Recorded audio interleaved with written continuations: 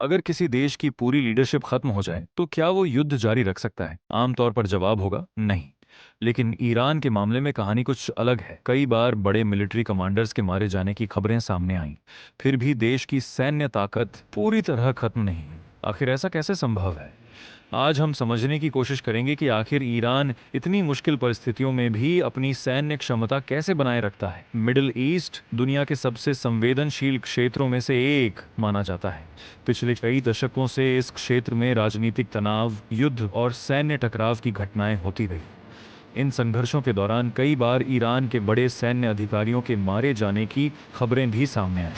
लेकिन इसके बावजूद देश की सैन्य प्रणाली पूरी तरह टूटती हुई नहीं दिखती। ऐसा इसलिए क्योंकि किसी भी देश की सेना सिर्फ एक या दो नेताओं पर निर्भर नहीं है।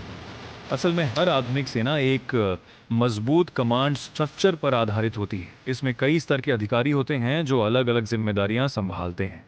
अगर ऊपर के कुछ नेता किसी कारण से हट जाएं, तो नीचे के कमांडर्स तुरंत उनकी जगह ले लेते हैं। यही कारण है कि एक मजबूत सैन्य प्रणाली लंबे समय तक काम करती रह सकती है। इस तरह की संरचना किसी भी सेना को अचानक होने वाले नुकसान से बचाने में मदद करती है। ईरान की सैन्य ताकत का एक महत्वपूर्ण हिस्सा इस्लामिक रिवॉल्यूशनरी गार्ड कॉर्प्स कहलाता है, जिसे अक्सर IRGC भी कहा जाता है। यह संगठन देश की सुरक्षा, रणनीतिक योजनाओं और कई सैन्य अभियानों में अहम भूमिका निभाता है। इसके पास अलग अलग प्रकार की सैन्य इकाइयां, मिसाइल सिस्टम और विशेष बल भी मौजूद है। इसी कारण इसे ईरान की सैन्य शक्ति का एक महत्वपूर्ण स्तंभ माना जाता है। मिडिल ईस्ट की राजनीति और सुरक्षा व्यवस्था काफ़ी जटिल मानी जाती है। इस क्षेत्र में कई अलग अलग संगठन और समूह सक्रिय हैं। कुछ विश्लेषकों के अनुसार ईरान के साथ कुछ क्षेत्रीय समूहों के संबंध भी बताए जाते हैं। इनमें हिजबुल्लाह और हूथी मूवमेंट जैसे समूहों के नाम अक्सर चर्चा में आते हैं। इन संबंधों को लेकर अलग अलग देशों और विशेषज्ञों की राय भी अलग अलग होती है। लेकिन यह स्पष्ट है कि इस क्षेत्र की राजनीति कई स्तरों पर जुड़ी हुई है। युद्ध सिर्फ हथियारों से नहीं जीते जाते। कई बार असली फर्क रणनीति और धैर्य से पड़ता है।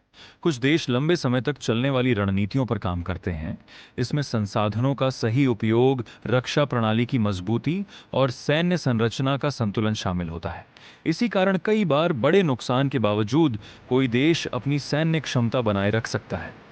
युद्ध की असली सच्चाई अक्सर बहुत जटिल होती। किसी भी संघर्ष को समझने के लिए सिर्फ एक घटना को देखना काफी नहीं। इतिहास, राजनीति, रणनीति और सैन्य संरचना, ये सभी चीजें मिलकर एक पूरी तस्वीर हैं। और शायद यही कारण है कि कई बार बड़े नुकसान के बाद भी कुछ देश लंबे समय तक संघर्ष जारी रखते हैं।